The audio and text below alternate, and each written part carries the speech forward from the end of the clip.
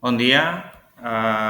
Avui fem la següent càpsula que ara veig que haurà de tornar a començar perquè crec que és la píndola número 5. Sí, és la 5. Per això ho haig de canviar. O sigui, torno a començar. Vale, arxivo, guardar, arxivo, exportar, PDF.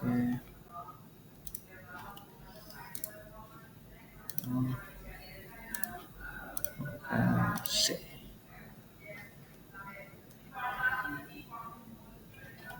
Vale.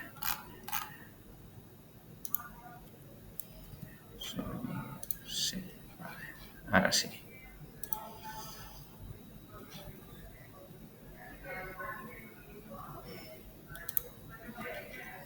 Torno a compartir.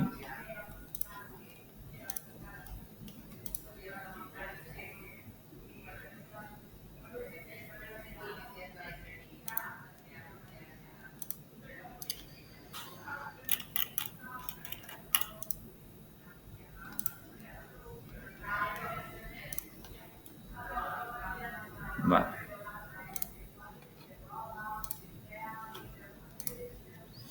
Vale.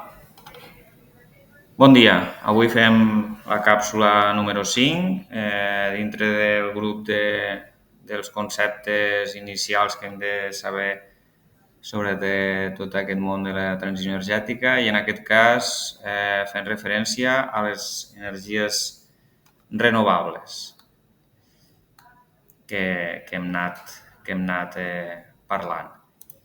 Les energies renovables, tal com diu el Codi Tècnic de l'Edificació, que és una normativa que regula les construccions i, entre altres coses, l'energia que es pot utilitzar per a aquestes, diu que l'energia procedent de fonts renovables no fòssils són l'energia eòlica, la solar, l'aerotèrmica, la geotèrmica, la hidrotèrmica i oceànica, hidràulica, biomassa, després un conjunt de que són gasos d'abocador, gasos de plantes de depuració i biogàs i hidrogen verd. Anem a donar un exemple de cada una d'elles. L'eòlica, feta per molins de vent, de terra, com els instal·lats al mar. Els del mar són molt més grans i, per tant, molt més potents, amb potències del doble que els de terra, de 15 megawatts. Vale? Ja vam dir en altres càpsules que un sol molí és com una gran central o un gran camp solar de producció d'energia. Igualment, en lloc d'utilitzar el moviment de l'aire, podem utilitzar el moviment que es produeixen als oceans, als mars, amb molins submergits. Hi ha diversos tipus de moviments que es poden aprofitar o energies que es poden aprofitar al mar. L'energia blava, que és per la tensió que es produeix per diferent salinitat de l'aigua. L'energia maremotriu, que seria els moviments propis del mar, com esta foto mostra en aquests molins submergits, o la ondiomotriu, que és per les onades del mar. Després estaria l'aerotèrmia, que ja és un tipus del que considerem energia renovable que s'aplica directament a les llars. No? Hem sentit a parlar de l'aerotèrmia. L'aerotèrmia és una bomba de calor, o altrament conegut com a aire condicionat, que el que utilitza és l'intercanvi amb l'aire de l'ambient l'escanvi amb l'aire de l'ambient per produir fred o calor. L'aspecte de la màquina que fa aquest intercanvi és molt semblant al d'una bomba de calor tradicional, d'un aire condicionat, però és molt més eficient. No? Utilitzar intercanvi de calor amb l'aire i és molt més eficient que una bomba de calor tradicional. Segons l'esquema pues, sol utilitzar menys del 30% d'energia elèctrica de recolzament per a produir aquesta energia. Per tant, al utilitzar una energia elèctrica inferior, se considera que és una energia renovable, perquè la majoria, més del 70%, és d'energia pròpia que l'utilitza de l'intercanvi en l'aire. Com hem dit, hi ha una màquina exterior que se comunica i intercanvia el fred i la calor amb una màquina interior que pot donar subministre a l'aigua calenta sanitària de la casa, dutxes i griferia, i pot anar a un sistema de radiadors o terra radiant, que inclús, a banda de calefacció, pot fer refrigeració. O hi ha els coneguts fan coil o splits de paret o de sostre, no? O màquines de conductes que també poden fer fred i calor. El mateix sistema, però en lloc de l'intercanvi amb l'aire, intercanvi amb el terra, es pot fer el mateix, i és la geotèrmia. La geotèrmia també és capaç de fer fred i calor. El que passa que en lloc de l'aerotèrmia necessites aquest intercanvi amb el terra i, per tant, requereixes de fer uns pous profunds per fer aquest intercanvi. Altres tipus d'energia seria ja la hidrotèrmia. Aquest tipus de producció és per a aprofitar l'escalfor del subsol a nivells profunds o utilitzant corrents d'aigua que jaguen o certa activitat, entre cometes, volcànica per a utilitzar per calentar l'aigua. Això ja és una producció més a nivell industrial, seria semblant a la geotèrmia que hem comentat abans, però a gran escala, no? Se bombeja aigua a les profunditats, aquesta s'escalfa i retorna a l'estació, que a l'estació pot servir per a moure una turbina amb l'aire calent que es genera d'aquesta aigua calenta o subministrar la pròpia aigua calenta per a fer una activitats industrials que requereixen calor o una central de calefacció, per exemple, per a un poble. No? Un poble pot estar tot en xarxa, subministrant-los aigua calenta des d'una central d'hidrotèrmia. L'altra aplicació a les llars que coneixem és la biomassa, els pèl·lets. No? Els pèl·lets és una part de la biomassa, no és tota. Les estufes de llenya també serien considerades biomassa, i és esta combustió de la fusta per a l'escalfament d'un sistema d'aigua que ens portarà, que ens farà calefacció a l'habitatge o equipaments, o també s'ha pogut utilitzar biomassa per crear centrals de calefacció per a una població o un barri. Com he dit, l'interessant també de la biomassa és que pot servir de reciclatge, és a dir, quan realitzem les actuacions forestals de neteja de boscos per controlar incendis, tota aquesta llenya o residu de llenya la podem convertir en biomassa, no? A banda d'altres productes del camp que es poden convertir en biomassa, el treball de la terra que pugui generar, aquest treball de la terra que pugui generar uns residus i que el poguéssim utilitzar com a biomassa. L'altra gran coneguda és la hidràulica, que utilitza embassaments d'aigua que amb un salt fan moure unes turbines i aquestes turbines generen electricitat.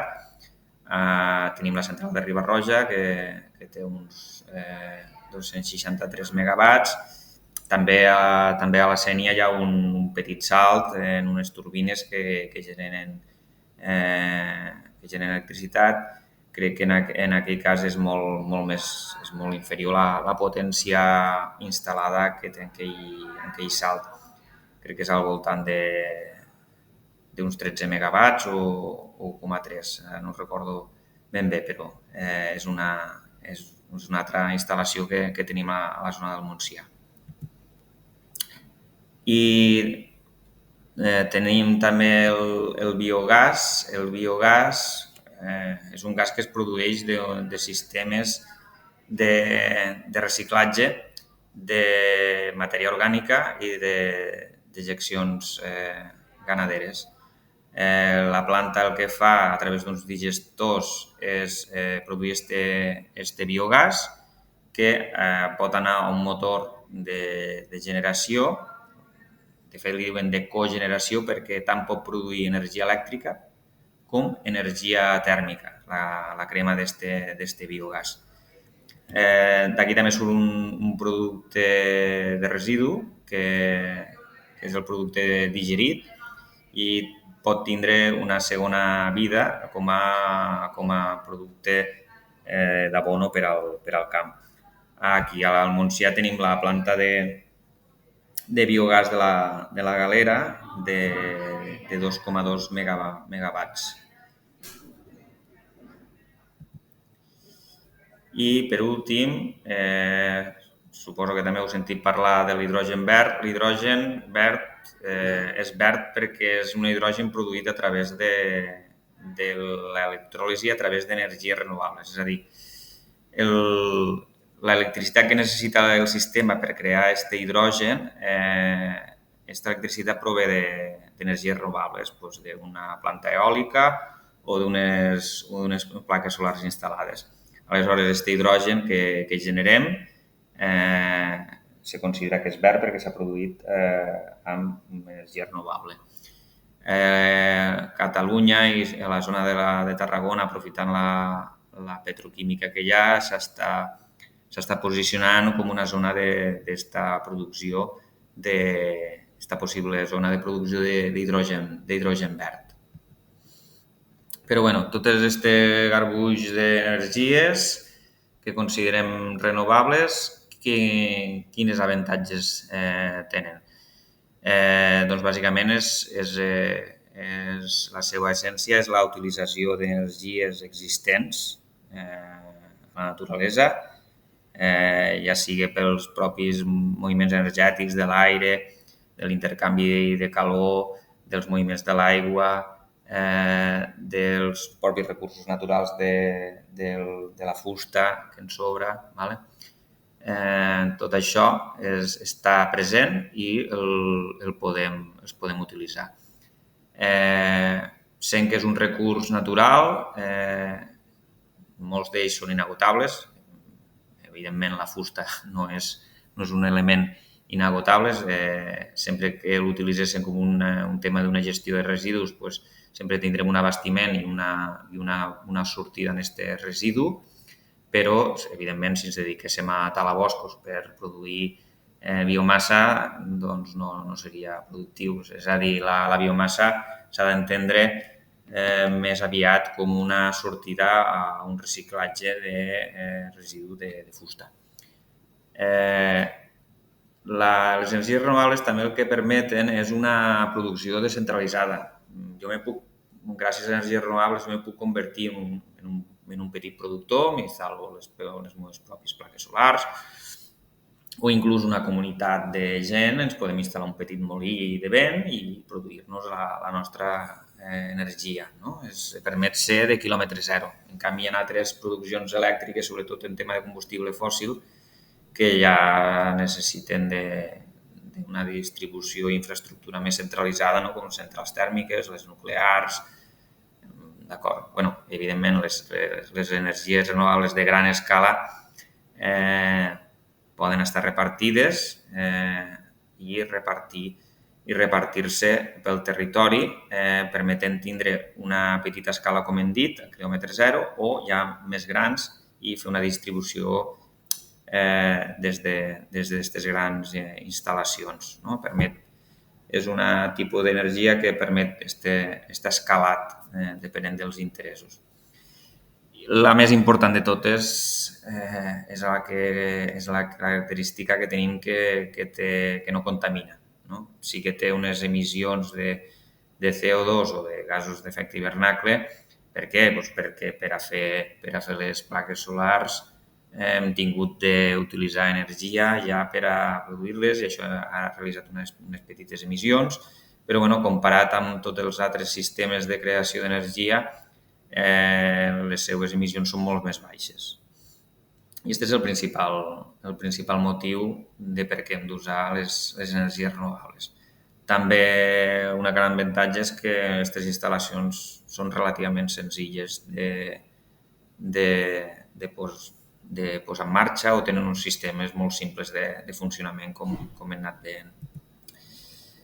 Què hem de tindre en compte de les energies renovables? Pues una de les hàndicaps és que no és gestionable. És a dir, si en el moment que es produeixen no podem aturar la seva producció. Molta d'esta part és qüestió d'aprofitar-la. A més, molts de l'energia és estacional, és a dir, per exemple, les plaques solars es produeixen durant el dia. Aquí tenim un exemple d'una gràfica que és la producció d'energia a l'estat espanyol el dia 11 de març, que és un dia ventós, i que veiem que l'energia eòlica en verd, que l'altre avantatge que té l'eòlica és que funciona tant de dia com de nit, produeix molta energia, i la línia superior indica els requeriments d'energia que necessitem i com l'anem suplementant per arribar-hi. La nuclear és esta lila, no? que aporta una part d'energia, i com a la part del migdia, que també necessitem molta energia, la solar li fa un gran suplement. Però què passa un dia que ja no fa tant de vent? Doncs, clar, l'energia de l'eòlica baixa, i per a mantindre les corresponents quotes d'energia hem de fer que la hidràulica en blau comenci a treballar i, malauradament, també necessitem que el gas, en aquest color ocre, comença a necessitar cremar gas i carbó per arribar a les quotes de demanda que requereix. Però, clar, les coses poden anar pitjor i si hi ha sequera i no disposem dels embassaments plens per produir energia hidroelèctrica, ens toca encara cremar més gas. Per tant, és una energia que és difícilment gestionable, igual que per escassetat pot ser per excés, que en alguns moments, com per exemple en aquesta gràfica dels Països Baixos, tinguéssim puntes de producció que, comparades amb la demanda o amb el consum, que és la gràfica superior en aquest color gris-lila, doncs hi ha una punta d'energia que ens sobrepassa. I aleshores què fem en aquesta energia renovable? La perdem? En molts de casos se perd. El que podem fer és emmagatzemar-la. Utilitzant què? Utilitzant bateries, ja les coneixem, a nivell particular també les podem instal·lar si tenim una instal·lació solar, el que passa que tenen un cost elevat inicial. Podem aprofitar per crear hidrogen verd, o sigui, tota aquesta energia elèctrica, derivar-la a crear procés d'hidròlisi i crear hidrogen verd, o fer la hidroelèctrica reversible, que ara ne parlarem. Després hi ha altres sistemes com emmagatzemar com energia tèrmica calentant bancs d'aigua o de sorra, o creant energia potencial, no? Aixecant uns pesos perquè després estos baixen i se transformen en energia, o discos rodants o aire comprimit. No són tan usuals, però també són altres maneres d'utilitzar aquest excés d'energia per convertir-lo o guardar-lo d'alguna manera. Un dels importants que s'està pensant d'utilitzar és l'emmagatzematge a través de la hidroelèctrica reversible. Què consisteix? Tenim una central hidroelèctrica, un embassament i una bassa superior. En el moment del dia que el sol funciona o que les energies renovables hi ha un excés, aquesta energia renovable l'enxufem a la bomba i ompli el dipòsit superior o la bassa superior. En el moment que necessitem energia, soltem aquesta aigua i la passa per la turbina que produeix electricitat. En les Terres de l'Ebre hi ha un projecte que fa temps que va en dansa, s'està proposant de crear aquestes basses, no? Un seguit de basses per la zona de Riba-roja i Flix, per crear aquesta acumulació d'aigua i que després puguen crear aquesta energia, no? Que es considerarà renovable. L'altra cosa que cal tenir en compte és que aquestes energies ocupen territori i tenen un impacte no només visual, sinó ambiental. Tant les plaques solars com els ventiladors, depèn on s'instal·len, poden afectar a la fauna, a la flora de la zona, i és una cosa que s'ha de tenir en compte. A Catalunya estem en procés de redacció del Pla Territorial d'Energies Renovables, en què el que fa precisament és fer una traslació del que ens estaven dient, no? Que hi ha una normativa que ens diu el què volem, que volem arribar a una neutralitat, carbònica al 2050 amb una electricitat 100% renovable. Hi havia una prospectiva a nivell català que deia com s'aconseguia fer això. Havíem d'aconseguir crear 62 gigawatts d'energia renovable i que aquests 62 gigawatts se calcula que ocuparan un 2,5% del territori. 2,5 no ens sembla molt, però si ho comparem amb les zones urbanitzades de Catalunya ja no ens sembla tan poc. Les zones urbanitzades de Catalunya són un 6%, per tant un 2,5 no és gens despreciable. I el que fa el plàter és fer com un mapa, per entendre-nos, de les zones que són més propícies per instal·lar parcs fotovoltaics i eòlics. És a dir, allí on hi haurà el recurs natural, evident, de produir energia, però que a la vegada tinguin un impacte menor sobre el territori. Doncs bé, fins aquí l'explicació